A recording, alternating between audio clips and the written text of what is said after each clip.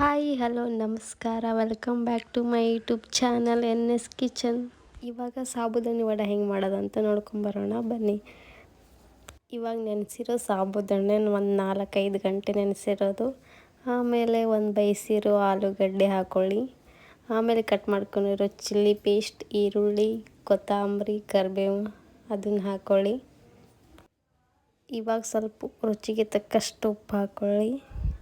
ಉಪ್ಪು ಹಾಕೊಂಡ್ಮೇಲೆ ಇವಾಗ ಸ್ವಲ್ಪ ಶೇಂಗಾ ಮಿಕ್ಸ್ ಮಾಡ್ಕೊಂಡಿದ್ದೆ ತರಿಯಾಗಿ ರುಬ್ಕೊಂಡಿರೋ ಶೇಂಗಾ ಪುಡಿ ಹಾಕ್ಕೊಳ್ಳಿ. ಇವಾಗ ಅದು ಹಾಕ್ಕೊಂಡ್ಮೇಲೆ ಇವಾಗ ಸ್ವಲ್ಪ ಅಜ್ವಾನ ಹಾಕ್ಕೊಳ್ಳಿ.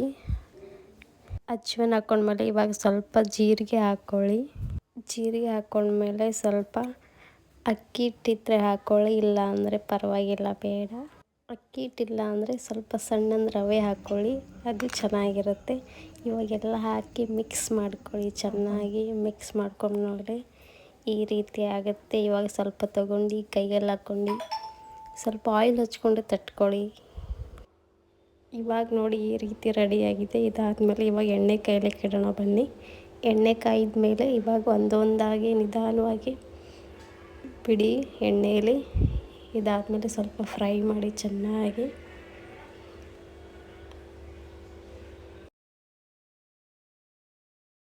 ಇವಾಗ ನೋಡಿ ಗರಿ ಆಗಿರೋ ಕ್ರಿಸ್ಪಿಯಾಗಿರೋ ವಡೆ ರೆಡಿಯಾಗಿದೆ. ನಿಮಗೆ ಇಷ್ಟ ಲೈಕ್ ಮಾಡಿ, ಶೇರ್ ಮಾಡಿ, ಹಾಗೆ ನನ್ನ ಚಾನಲ್ ಸಬ್ಸ್ಕ್ರೈಬ್ ಮಾಡಿ. Thank you for watching. Bye.